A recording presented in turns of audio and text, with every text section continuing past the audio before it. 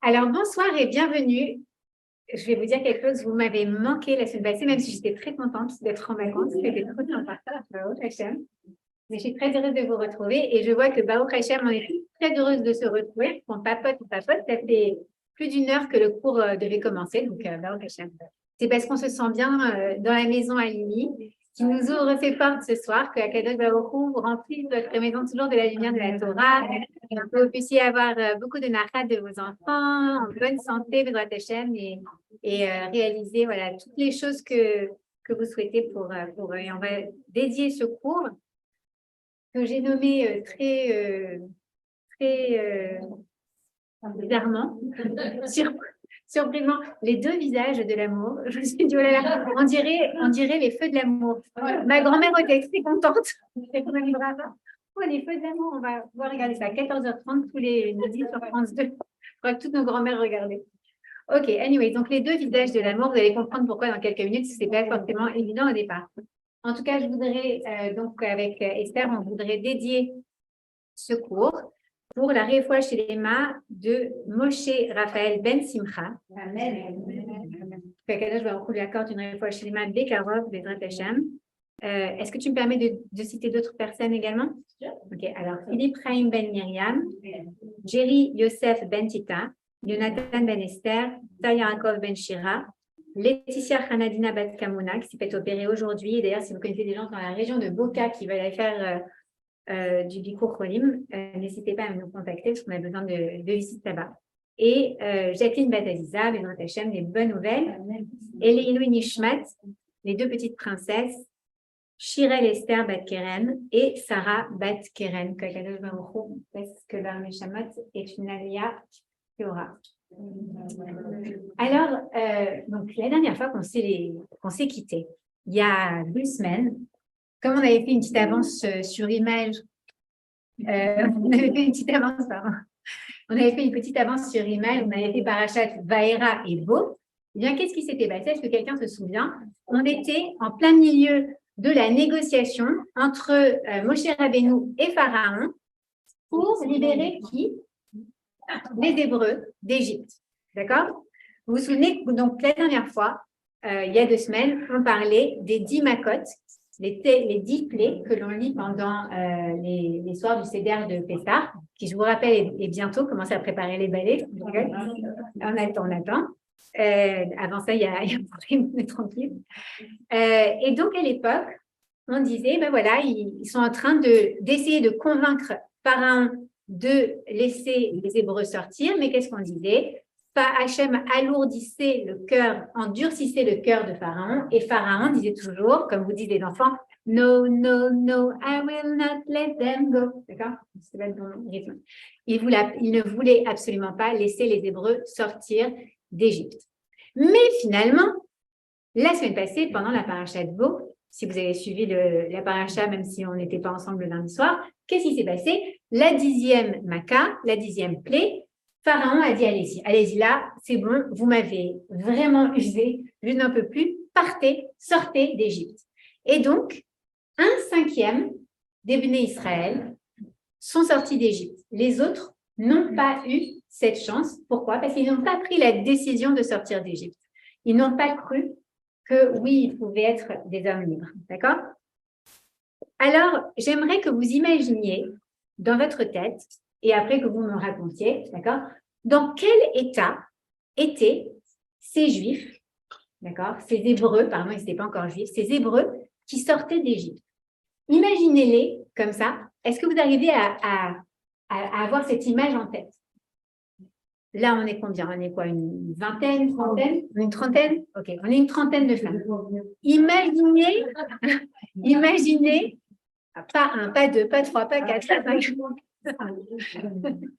Imaginez, d'accord, qu'on est en train de sortir d'Égypte, donc épuisé par l'esclavage, blessé, et vraiment fracturé, brisé par 210 ans d'esclavage, d'accord?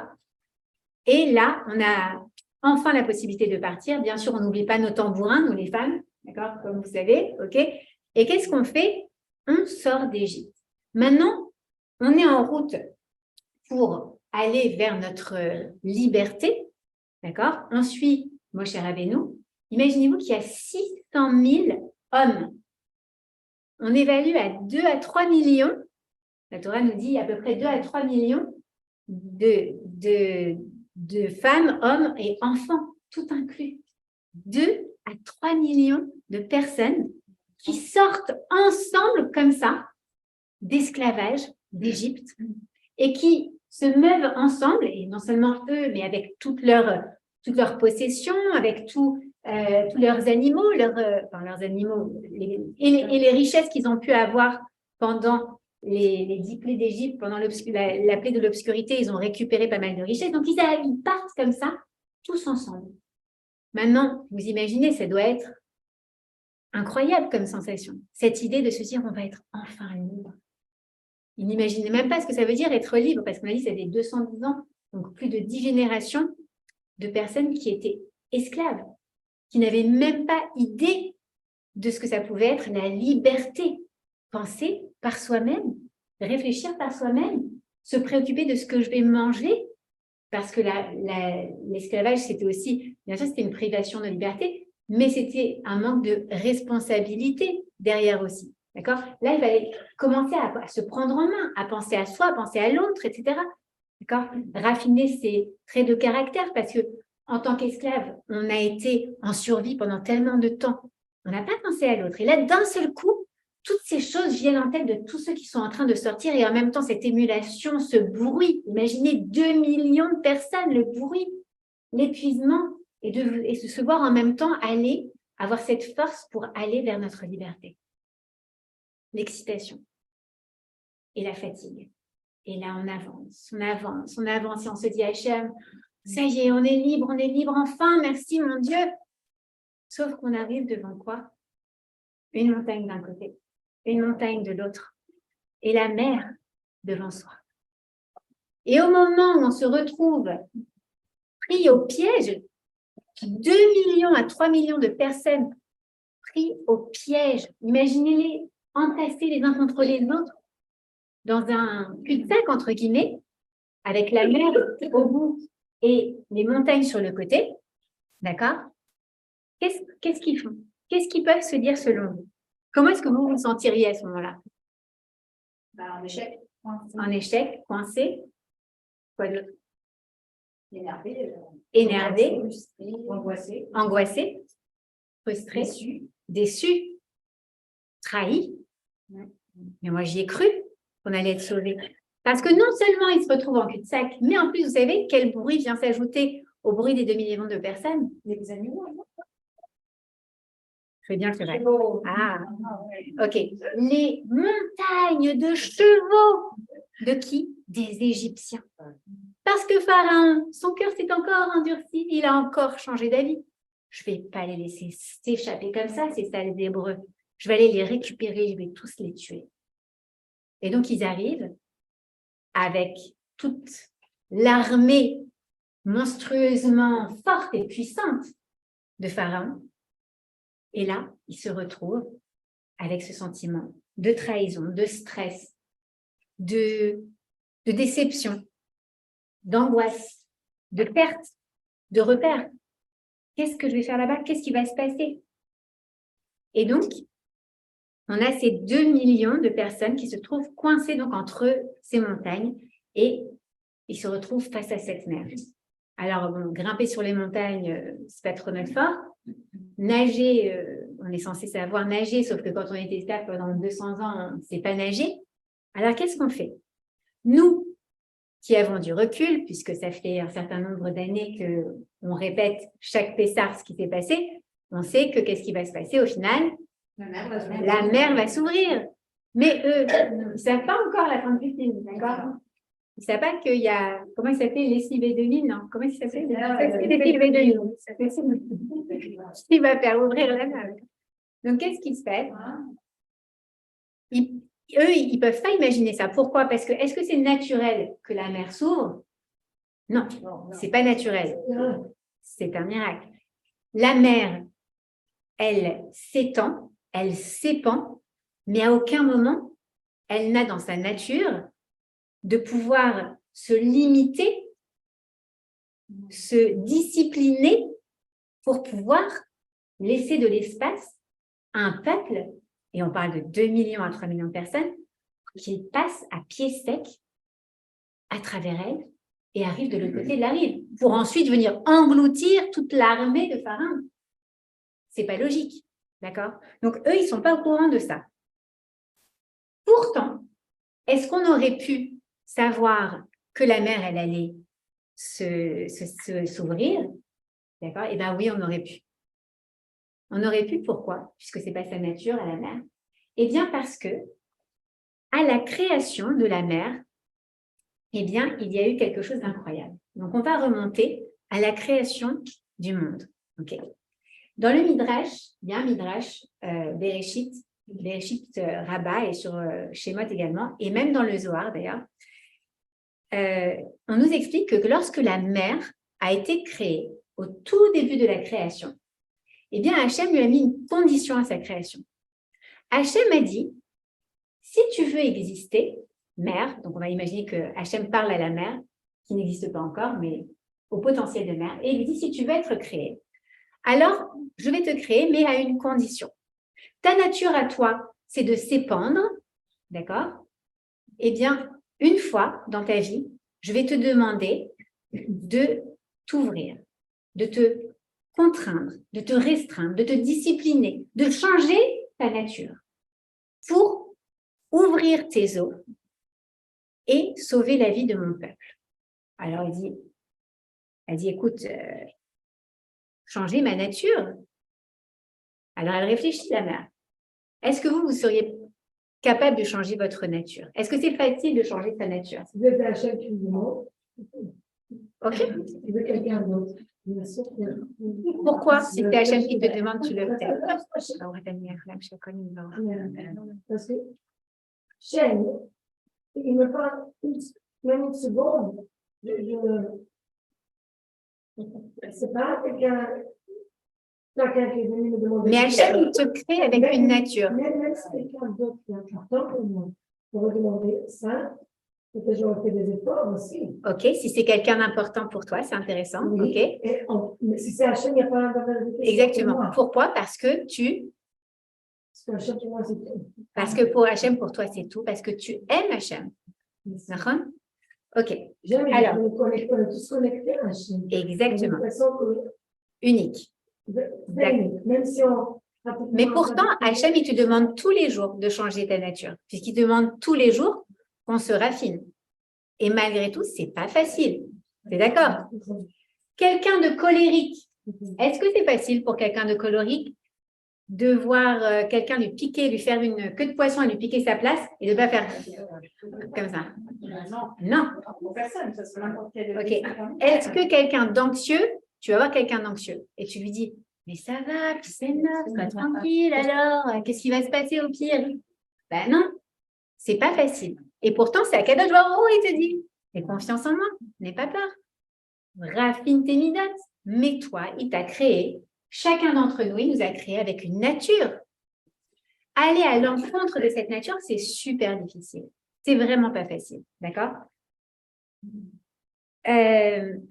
La seule manière qu'on ait et qu'Hachem a créé pour qu'on aille facilement à contre-nature, vous savez ce que c'est? C'est le fait d'être fou amoureux. Quand on est fou amoureux, là, on est prêt à tout. Même oncle Picsou, même le plus pingre des hommes, s'il tombe amoureux de sa fiancée, il va lui acheter sa bague. Il va lui acheter, peut-être pas chez Tiffany, mais il lui achètera sa bague. C'est vrai ou c'est pas vrai? Quand on est fou amoureux, on est prêt à aller contre sa propre nature. Et c'est pour ça que Hachem a créé ça, parce que sinon on ne se marierait jamais. C'est ça, parce qu'on se dirait toujours, non mais là, t'es gentil toi, mais bon, je vais quand même pas aller faire tant d'efforts pour quelqu'un, en fait. D'accord? Mais quand on est fou amoureux, on va le faire. Alors, qu'est-ce qui va faire que la mère, elle va accepter de signer ce deal, qui est le deal de son existence, la condition même de son existence, et qui va changer sa nature, sa nature? Eh bien, la réponse, on va l'obtenir d'un grand maître de la chassidoute, qui est le rabbi Aaron de Karlin. Okay. Lui, il nous dit, avant d'accepter ce contrat, la mère, elle va demander, mais tu me demandes d'aller contre ma nature, de m'étendre, de m'ouvrir un jour, Bezrat Hashem, quand ce peuple que tu appelles ton peuple va venir face à moi, tu me dis dans 2448 ans, ok, moi je veux d'abord savoir qui c'est ce peuple. Alors il lui dit, écoute, donc là on est toujours au début de la création, hein. Donc l'être humain n'a pas été créé encore. Il lui dit, tu veux connaître ce peuple des Juifs? Pas de problème. Regarde. Et il prend la mère et lui dit, regarde, voilà, je te présente les Neshamot des Juifs. Ces Neshamot qui étaient dans les Shamaïm, qui étaient dans les cieux, avec Akadosh Baruch Hu, et qui n'avaient donc jamais encore été incorporés, qui n'avaient jamais été dans un corps. C'était quoi? Des parties d'Akadosh Baruch Hu. Et comme on est fou amoureux d'Akadosh Baruch Hu, parce que Akadosh Baruch Hu, c'est la lumière, c'est la source, c'est la bonté même. C'est-à-dire qu'on peut imaginer quelque chose de plus lumineux, de plus pur, de plus beau qu'Hachem. Ces Neshamot, c'est des parties d'Hachem. Et la mère, elle voit ces Neshamot comme ça. Et elle dit, oh, mais c'est tellement émouvant, c'est tellement beau. Mais comme Révital, moi aussi, je ferai. Pour Hachem, je suis prête à aller contre ma nature. Donc, puisque vous êtes des parties d'Hachem, chers Neshamot, pour vous, je suis OK. Je signe ce deal. Dans 2448 ans, quand vous viendrez face à moi et que vous sortirez d'Égypte, je m'ouvrirai. Et donc, qu'est-ce que fait Akadosh Baruch Hu? Il donne vie à la mer. Et on peut remercier Hachem de ce jour-là, et la mère a accepté ce deal, parce que sinon, on habiterait dans un désert, et non pas à Miami, au bord de l'eau. D'accord? Donc, c'est quand même super cool. OK. Donc, le problème, c'est quoi? C'est qu'on a dit, là, revenons à notre paracha Béchalach, oui. D'accord? Aujourd'hui, on est en train d'étudier, et on se dit, où est-ce qu'ils sont nos ancêtres, les Hébreux? Ils sont sortis d'Égypte, mais ils sont coincés où? Entre les deux montagnes et face à la mer. Est-ce qu'il semblerait que la mer ait oublié sa promesse? Oui. Parce que si tu imagines qu'il y a 2 millions de personnes qui sont arrivées coincées entre les deux montagnes contre la mer, ça fait un certain temps que la mer, elle a vu les Juifs arriver et qu'elle ne s'est toujours pas ouverte. C'est vrai ou c'est pas vrai? Alors, pourtant, nous, on sait qu'elle s'est ouverte à la fin. Donc, qu'est-ce qui a fait qu'elle s'est ouverte? Comment est-ce qu'elle s'est ouverte? Et là, on trouve dans le chapitre 114 des Téhilim, une description que David Améler, le roi David, fait justement à propos de cette sortie d'Égypte et de la séparation de la mer des gens. D'accord? Et qu'est-ce qu'il nous dit? Il nous dit, dans le Pérek Gimel, Hayam Ra'a Vayanos. La mer vit et elle fuit. D'accord? Mais qu'est-ce qu'elle a vu? Elle a vu quoi? Alors déjà, qu'on fasse parler la mer depuis tout à l'heure, c'est étrange, mais là, en plus, elle voit. Qu'est-ce qu'elle a vu? Le Midrash, sur ce Téhilim-là, il vient nous dire, elle a vu la tombe de Yosef. Exactement. Et comme elle a vu la tombe de Yosef, alors, elle s'est ouverte. Alors, on peut se poser la question. Pourquoi est-ce que jusque-là, elle ne s'était pas ouverte? Eh bien, parce que qui est-ce qu'elle a vu sortir d'Égypte? Est-ce qu'elle a vu? Elle a vu les gens. Qui elle a vu? Elle a vu quoi comme humain? Des gens désespérés. Des gens désespérés, des gens tristes, brisés, des gens affamés qui sont prêts à marcher sur la tête de l'autre, peut-être pour manger un truc, parce que quand on a faim, quand on est au régime, il faut voir déjà comment on n'est pas sympa, d'accord? À tel point que parfois nos maris nous disent, bon, garde 3 kilos et sois sympa parce qu'on en a ravot et que tu ne s'enchaînes pas, c'est pas grave, d'accord? Mais imaginez, après 210 ans d'esclavage, de quoi ils étaient capables, ces êtres humains que la mère a vu arriver. Et donc, elle a dit, attends, oh là. Exactement. Ok, donc ils étaient à bout de souffle, ils étaient effrayés. Et d'ailleurs, ils étaient tellement effrayés qu'ils vont dire quoi à Moshe? Ils vont dire, attends Moshe Rabbeinu, dis-moi, tu nous as emmenés dans ce traquenard. Il n'y avait pas assez de tombes en Égypte pour que tu nous amènes ici, pour qu'on meure après tout ce qui s'est passé, qu'on meurt en plein désert comme ça, sous les sabots des chevaux de Pharaon?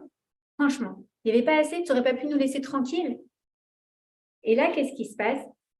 Eh bien, ils vont se séparer en 4 groupes, les Béné Israël. Ils vont avoir 4 réponses différentes à une épreuve. Ça, c'est un autre cours qu'on aurait pu faire, mais on ne va pas le faire. Chacun, en fait, ils essaient de penser à un plan d'action. Et ils vont se séparer en 4 groupes. D'accord? Le premier groupe, ils vont dire, vous savez quoi? Allez, il n'y a plus rien à faire. On se jette à l'eau. On se jette à l'eau parce qu'ils ne savent pas nager, hein, mais on se jette à l'eau. On se suicide, que Dieu préserve. D'accord? Pourquoi? Parce que ça fait trop de souffrance. On n'en peut plus. C'est fini. Il faut que ça s'arrête, cette souffrance. C'est pas possible. Ça fait 210 ans d'esclavage. On souffre pendant toutes les macotes. On voit encore combien de choses horribles qui nous arrivent. Et vas-y, tu nous fais sortir d'Égypte. Et la fatigue, et la soif, et la faim. Et les matzot, qui ne sont pas les matzot d'aujourd'hui, qui font mal au ventre. D'accord? Et tu nous amènes comme ça dans un traquenard. Allez, on met fin à tout ça. Ça y est, on n'en peut plus. Il y a eu malheureusement, pendant des siècles, à chaque fois que le peuple juif était mis en danger comme ça, des gens qui ont choisi, plutôt que de mourir sous l'ennemi, de choisir la mort. Comme un Masada. Exactement comme un Masada. Exactement. Comme un Masada, comme parfois dans certains ghettos, des gens qui préféraient peut-être sauter par la fenêtre plutôt que de se faire attraper par des nazis. Ou autre. Ces gens-là, c'est une première, et c'est quoi en fait? Dans notre vie à nous, ça représente quoi? C'est je m'efface, je m'éteins. Tant pis, je m'éteins. Pas forcément un suicide, c'est juste j'en peux plus. Je veux juste que ça s'arrête. C'est la dépression. Le deuxième groupe, eux, ils disent, allez, le drapeau blanc, on se range aux Égyptiens. Ça y est, tu sais quoi? On a assez cherché à s'échapper, à être libre, c'est pas pour nous. On n'était finalement pas si mal en Égypte. Bon, on était esclaves, c'est vrai, mais au moins on était en vie. Au moins on avait de quoi manger, pas grand-chose. Mais tu sais quoi? C'était quelque chose qu'on connaissait. Allez, viens, on abandonne, c'est bon. J'abandonne qui je suis, je baisse les bras, je suis face à toi et j'abandonne qui je suis, d'accord? Je fais ce que tu veux faire. Le troisième groupe, il dit, alors là, mais nous, on est des Yéhoudim, mais nous, on va se combattre, on va combattre, on va les éclater. Alors, les autres, ils les regardent, c'est les éclater. Vous êtes des maigres petits, des ombres de vous-même, d'accord? Et vous avez affaire à l'armée de Pharaon. Qui vous avez éclaté? Mais c'est pas grave. Vous connaissez ces gens qui, de toute manière, lâchent pas le morceau. De toute manière, je vais prouver que j'ai raison. D'accord? De toute manière, je vais me battre. Je te laisserai jamais le dernier mot. Ça arrive dans les relations humaines, ça aussi. D'accord? Je marquerai un point contre toi. Même si c'est pas logique. C'est pas logique de retourner en esclavage. Hop, je vais me battre, je m'en fiche, je combattrai et j'irai défendre mon territoire contre toi, quoi qu'il. Okay. Et le quatrième groupe, c'est qui? C'est ceux qui disent, écoutez,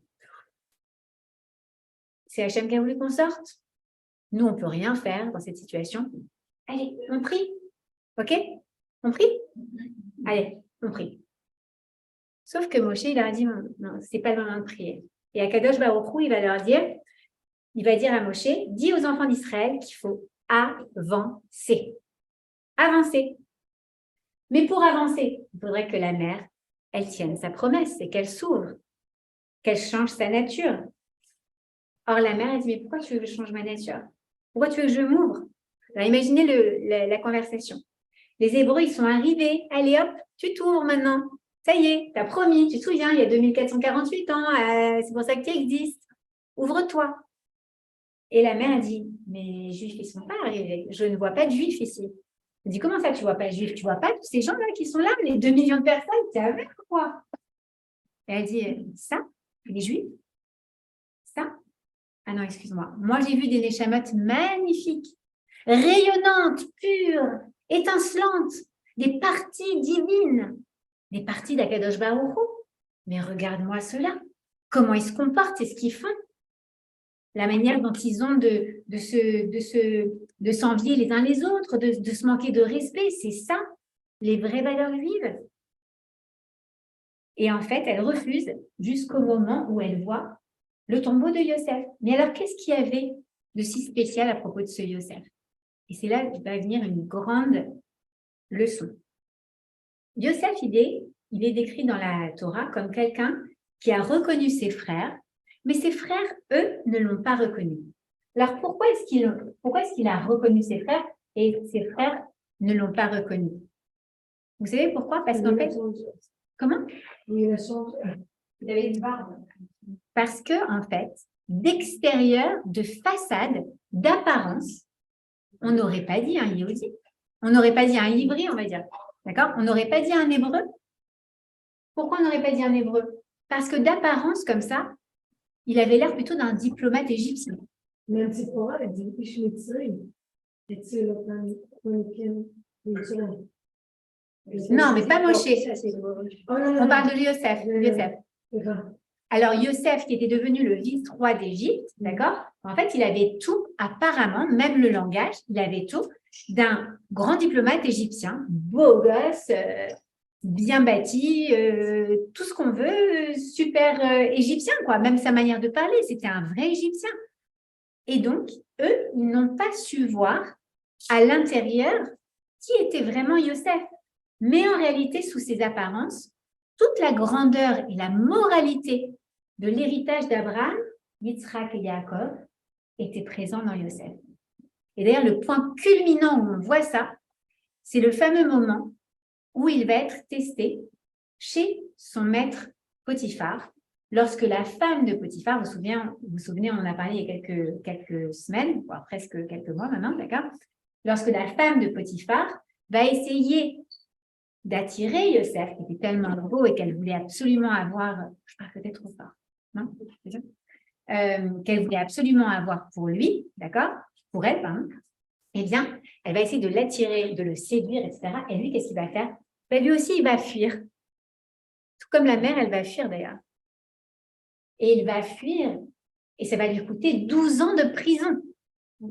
C'est-à-dire quoi? Bien sûr qu'il est d'extérieur, il a l'air d'être une personne différente, de ne plus être cette Neshama pure. Parce qu'à l'extérieur, il a l'air d'être un Égyptien. Il a l'air d'être assimilé. Il a l'air d'être différent de ce qu'on avait connu à l'origine. Mais à l'intérieur de lui, il y a cette Neshama pure. Et c'est ça que représente Yosef. Donc, quand la mère, elle voit le tombeau de Yosef, elle se dit « Waouh, je me suis trompée. » C'est là où on voit que ce n'est pas une femme. Je me suis trompée. Okay. Non, ce n'est pas nous qui sommes de mauvaise foi. Certes, les Neshamot de la création, elles étaient pures, elles étaient belles, mais en voyant, et les Hébreux qu'elle voit aujourd'hui, ce n'était pas du tout le cas, mais en voyant Yosef, elle a compris qu'il ne fallait pas se limiter à l'apparence. Elle a compris qu'en allant chercher en profondeur chez les Ivrim, elle allait voir les Neshamot qu'elle avait connus dans les Shamaïm, à sa création. Et en fait, c'est comme si on disait à la mère, tu vois la mère, toi, quand on te regarde, on pourrait croire que tu n'es qu'une étendue d'eau, que finalement, d'apparence, tu n'es qu'une étendue d'eau sans rien, sans aucune profondeur, sans rien de riche à l'intérieur de toi. Pourtant, si on va plonger dans les profondeurs de l'eau de la mer, il y a un univers immense, des richesses immenses. Qui mieux que toi, la mère, peut savoir que derrière l'apparence se cache tellement de richesse et de grandeur. Et c'est en réalisant ça, donc, que la mer s'est ouverte. Alors, vous allez me dire, dis donc Esther, tu ne nous avais pas annoncé les feux de l'amour, là, ou l'amour à deux visages? Quel rapport avec le schmilblick? On va y revenir tout de suite. Dans le traité Sota, il est écrit que faire des couples, faire un mariage, avoir un bon shalom bayit, c'est aussi difficile que l'ouverture de la mère des gens. Est-ce que vous vous souvenez, pour celles qui sont mariées, de votre mari lorsque c'était votre khatan? Fermez les yeux un instant. Souvenez-vous. Fermez pour de vrai les yeux. Vous trichez. T'as perdu. Fermez les yeux. Ferme les yeux, Elisa. Ferme les yeux. Et visualisez-vous le visage de votre époux lorsqu'il était votre khatan. Souvenez-vous les papillons dans le ventre que vous ressentiez quand vous le regardiez. Vous avez une très belle photo d'ailleurs d'Esther et David là. On n'ouvre pas les yeux. Souvenez-vous à quel point vous étiez prête à vous transformer pour lui à ce moment-là. Souvenez-vous comme à ce moment-là, vous étiez prête à traverser les océans, à venir vous installer à Miami même, ou à San Diego, ou autre part. Même si ça n'aurait pas fait aucune logique à la base de vous éloigner de votre famille, parce que vous étiez une fille très très proche de la famille. Celui pour qui vous étiez prête à aller changer cette timidité, à être un peu moins coincée, à être un peu plus religieuse, à être un peu, peu importe quelle nature vous avez dû changer par amour pour lui. Maintenant, ouvrez les yeux et visualisez face à vous votre mari d'aujourd'hui. Alors maintenant, on va revenir à la création encore du monde, parce que vous savez quoi? Avant de venir au monde, eh bien, nous aussi, Hachem nous a parlé et nous a dit, avant que tu descendes, petite Neshama, avant que tu descendes, t'incorporer, te mettre dans un corps, je vais te présenter ton autre moitié. Voilà, Esther, je te présente Moshe. Donc, mon mari s'appelle Arnaud Moshe. Ok, Moshe, Esther, Moshe, vous vous complétez parfaitement. Ah, Moshe, comme tu es brillant, lumineux, merveilleux, je t'aime. Ah, Esther, comme tu es brillante, lumineuse, extrêmement divine, voilà, parce que c'est une partie de divinité, d'accord. Ah, je t'aime. Mais ça, c'était quand on était dans les cieux. Et puis, qu'est-ce qui se passe? La Neshama de notre mari est incorporée dans un corps. Et la nôtre est incorporée dans un corps. Et nous, on s'est promis de se marier. Et le mariage, c'est quoi? Le seul moyen qu'Akadosh Baruch Hu a trouvé pour nous faire changer de nature. Pour nous faire travailler sur nos fameuses midotes qu'on n'arrive jamais à travailler, même si on est amoureux d'Hachem et même si Hachem nous a demandé, toi le colérique, je vais te mettre avec quelqu'un qui va te mettre en colère. Toi l'anxieuse, tu vas devoir être bien anxieuse. Toi l'impatiente, tu vas être avec un mec qui dit à 2 à l'heure. Toi, d'accord? C'est comme ça. Pourquoi? Parce que c'est ce que Hachem il veut. Que toi, tu travailles et que lui travaille et qu'ensemble vous formiez une harmonie. D'accord? À l'époque, cette Neshama, dans les Shamaïm, elle était parfaite. Elle était belle, il était beau, il était blond, il était beau, il sentait bon le sable chaud. Ma Neshama. D'accord? Et puis le temps a passé, les années, les épreuves, nos Égyptes respectives et notre Égypte commune. Et voilà, on est l'un devant l'autre. Et on voit son mari face à soi. Et peut-être qu'il est en train de s'éteindre pour nous. Peut-être que c'est moi qui m'éteins pour lui. Peut-être qu'il est en train de se rendre, puisque c'est le deuxième groupe. Surrender. Peut-être que c'est moi qui suis en train de me rendre. Peut-être qu'il est en train de combattre, tant bien que mal. Peut-être que c'est moi qui suis en train de combattre, tant bien que mal. Peut-être qu'il prie, ou peut-être que je prie. Puisque ce sont les 4 possibilités. Parce qu'il ne sait plus quoi faire, ou parce qu'elle ne sait plus quoi faire pour arranger les choses. Parce que dans tous les couples, il y a des hauts et des bas. Le Shalom Bayit, il ne vient pas comme ça, en claquant les doigts, chez personne. D'accord? Alors quoi? Est-ce que, Hachem, tu attends de moi que je m'ouvre, que j'ouvre mon cœur, que j'aille contre la nature pour cet homme qui a l'air d'avoir fait ci, la guerre, le ci, le ça, et qui sait. Ça va pas, non? J'étais d'accord quand c'était la Neshama, mais lui, avec tout ce qui s'est passé depuis, tout ce qu'il m'a fait, tout ce que je lui ai fait et sur lequel il a réagi, je n'ai pas du tout envie de ça. Pas du tout. Merci, non merci. D'accord? Mais si on comprend la leçon de la mère qui nous dit, derrière ce mari qui se tient devant toi, il y a cette Neshama à qui tu es lié, à qui tu as dit oui, d'accord? Cette étincelle dont tu es tombée amoureuse, puisque tu n'as fait qu'un avec cette étincelle une fois.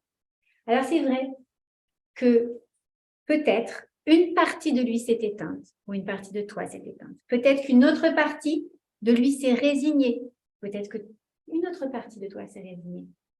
Peut-être qu'une autre est toujours en train de combattre, une autre partie est toujours en train de combattre, et que c'est fatigant d'avoir toujours quelqu'un qui veut avoir le dernier mot, qui veut toujours marquer son point, etc. Peut-être qu'il y en a une autre partie qui est toujours en train de prier, d'espérer, d'attendre. Mais au fond de tout ça, au fond de ces yeux bleu marine, il y a lui qui est là, sa Neshama. Et l'amour a deux visages parce que lorsqu'on comprend que l'apparence et l'intérieur font une seule et même personne, alors on aime son mari avec son extérieur, son intérieur. De même, il aime sa femme avec son intérieur, son extérieur. Et on voit la lumière interne malgré toutes les parties de l'autre qu'on aime peut-être un peu moins. Mais ce sont que des parties. Lui, c'est cette Neshama. Voilà.